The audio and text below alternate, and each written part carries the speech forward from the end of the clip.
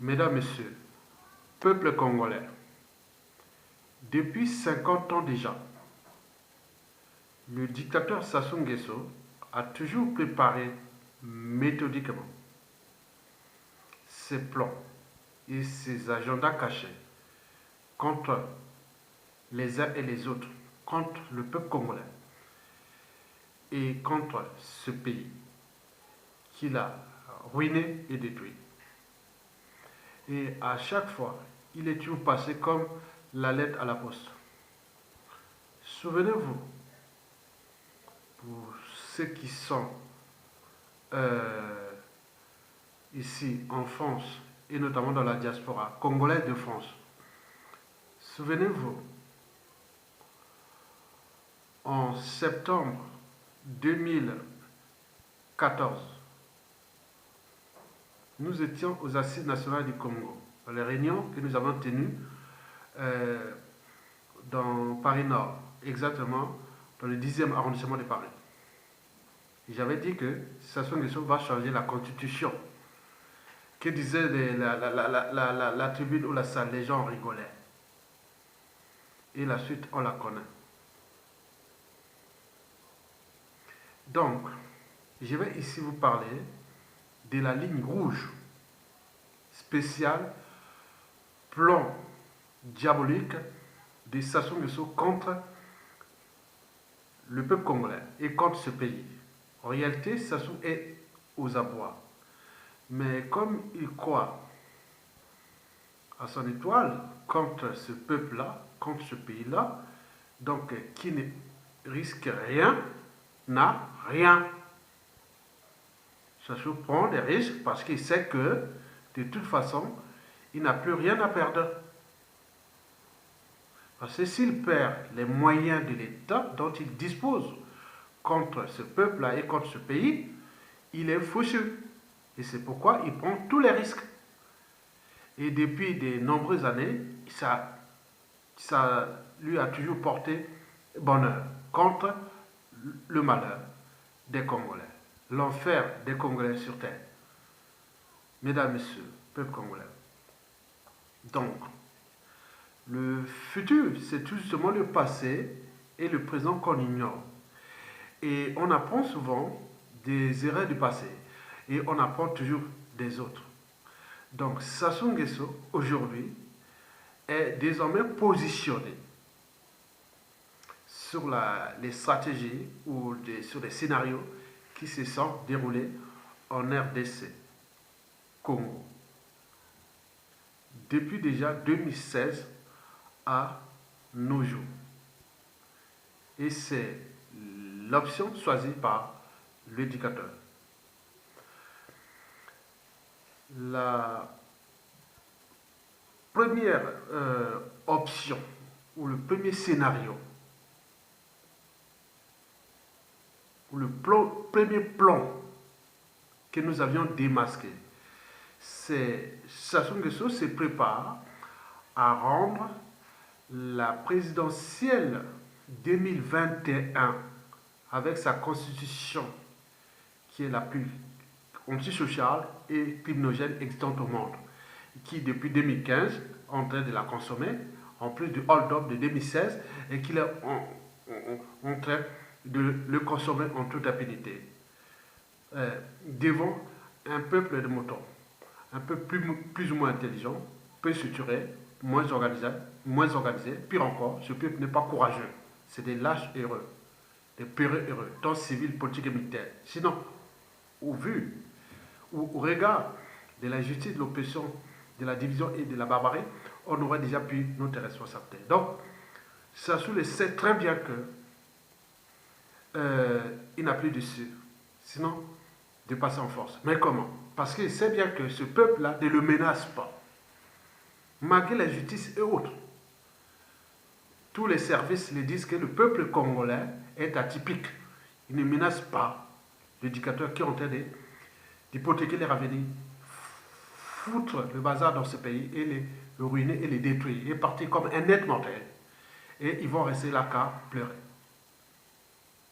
Mesdames et messieurs, le premier scénario ou le premier plan que nous avons démasqué, c'est rendre les présidentielles de 2021 illisibles.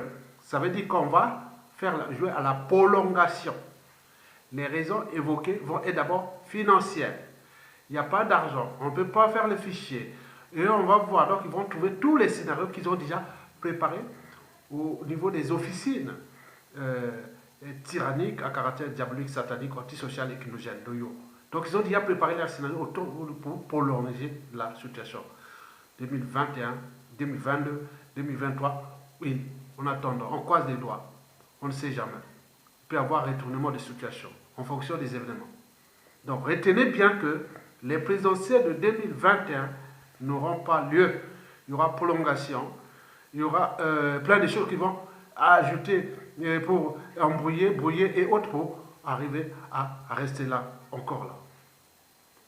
Mesdames, Messieurs, donc sur tout ce qui vient de parler de la présidentielle 2021, c'est pour brouiller les cartes et embrouiller et divertir et autres. En réalité, n'ont pas d'intention de faire cette présidentielle parce que, un, il n'y a pas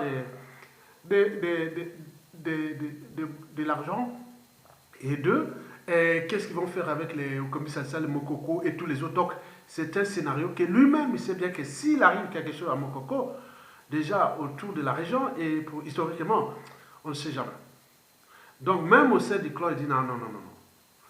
Donc, le risque est grand. Parce que ça n'est pas éternel. Vous avez tout compris. Donc, le premier scénario est déjà prévisible. C'est-à-dire 2021 ne va pas se passer. On va passer à 2022, 2023. On va faire ça, comme cela s'est passé en RDC entre 2016 à 2019. Ils vont jouer ce jeu-là en attendant de peut-être d'éliminer plein de gens qui seront déjà éliminés pour qu'ils croyant que, bon, ben, avec la chance, on ne sait jamais. Donc, vous êtes avertis.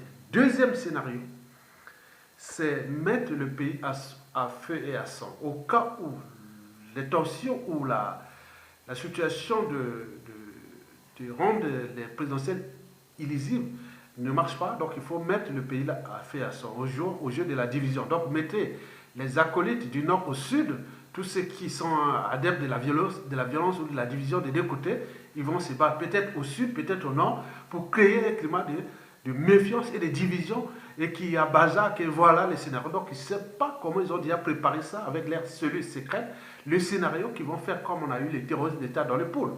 On a vu que du feu. On croyait que c'était tout mis autre, alors que tout était préparé par les officines diaboliques et sataniques de Sassou Nguesso. Donc, on pourra arriver à des situations du pays, donc de type terrorisme d'État, mais il ne s'agit pas d'un terrorisme d'État, c'est-à-dire des populations qui vont se battre entre eux, comme on l'a vu dans l'Est de la République démocratique du Congo.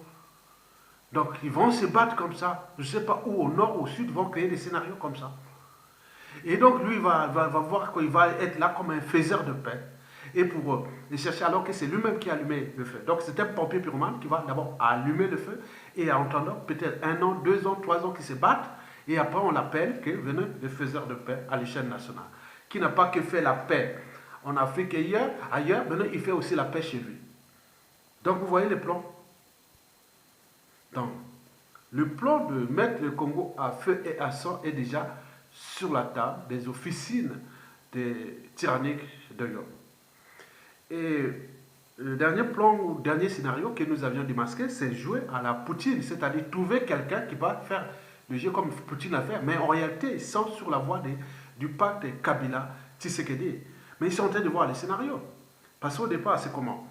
Comment trouver quelqu'un qui soit docile pour qu'il joue ce jeu de rôle-là, mais est-ce que c'est au niveau du clan, et le clan est déjà souillé, mais lui n'a pas confiance au niveau du clan, parce qu'il sait qu'après lui, ça risque d'être difficile. Au sud, il n'en a même pas confiance, il n'en donnera personne au sud, donc il va chercher quelqu'un, soit dans le nord, même pas les Téké, même pas au TTV, mais au sein des Mboshi. Or, là, c'est le problème. Les Mboshi sont vomis à 97% de la population générale. Donc là, il va créer une situation où on va dire quoi, on va chercher. Donc on ne sait pas ce qui se prépare. Avec tous les scénarios, les complices et autres, il faut dire oui, on le fait, on l'accompagne. Mais en réalité, il cherche quelqu'un qui soit du nord au sud, à l'est, qui soit capable faire le scénario comme cela s'est passé en République démocratique du Congo depuis 2019 à nos jours. Donc vous avez compris que notre pays est en danger, un dictateur aux abois, et qui sait bien que s'il perd ces moyens-là, il risque d'être, voilà, quand on l'arrête, il risque d'être copieusement humilié, ou même perdre sa vie. On ne sait pas dans les conditions où il va se terminer cette affaire-là. À défaut, il est en prison dans les conditions d'indignité. Et s'il on réussit à s'exiler, et là, le Congo va mettre les pressions diplomatiques, mandat d'arrêt international, et les transférer à ce pays. Donc, il n'a plus d'issue. Donc, il joue sa propre vie contre la vie des Congolais, contre la vie des pays. Mais on vous alerte, mais vous êtes en train de jouer. Mais donc, ils sont très avancés. Donc, nous sommes là pour démasquer ces plans, pour qu'ils ne puissent pas se passer. Et nous alertons d'ailleurs l'opinion internationale. Surtout, le deuxième scénario, qu'on veut mettre le pays à feu et à sang pour sauver un tyran, pour qu'il devienne faiseur de paix, alors que c'est lui-même qui va allumer le feu pour 1 mois, 2 mois, 1 an, 2 ans, 3 ans, 4 ans, 5 ans. On ne sait pas. Et pour arriver que moi, je suis le faiseur de paix, voilà les ennemis du nord, du sud, de l'est à l'ouest qui sont venus se battre, alors qu'ils étaient là pour l'homme de paix, l'unité nationale. Voilà les scénarios et qui se préparent. Donc vous êtes avertis, et sans lutte, il n'y a pas de liberté, ni de dignité. Sans lutte, il n'y a pas de justice. Sans lutte, il n'y a pas de progrès. Sans lutte, il n'y a pas de paix. S'il suffisait d'obéir à un tyran pour être libre, est-ce que les Congolais connaîtraient la liberté, la dignité et le but même de la condition humaine et sociale et voie existentielle? Certainement pas. Sinon, ça se saurait. Avec tous ces prisonniers politiques, tous ces gens qui ne peuvent même plus se déplacer. Et oui, donc nous les savions que nous sommes en présence de la dictature la plus féroce du continent noir au début du XXIe siècle. Cette dictature liberticide, anti-démocratique, anti-sociale, criminogène, immorale, dissolue, et voire confiscatoire d'ailleurs d'un pays. Et cette dictature devient presque naziste ou fasciste contre sa propre population. Et pourtant c'est un noir, un Congolais, autre. Donc on se demande jusqu'à combien de temps nous allons encore accepter ou accompagner la honte, l'indignité, l'insupportable et surtout le déshonneur. Mesdames, Messieurs, peuple congolais, je vous remercie.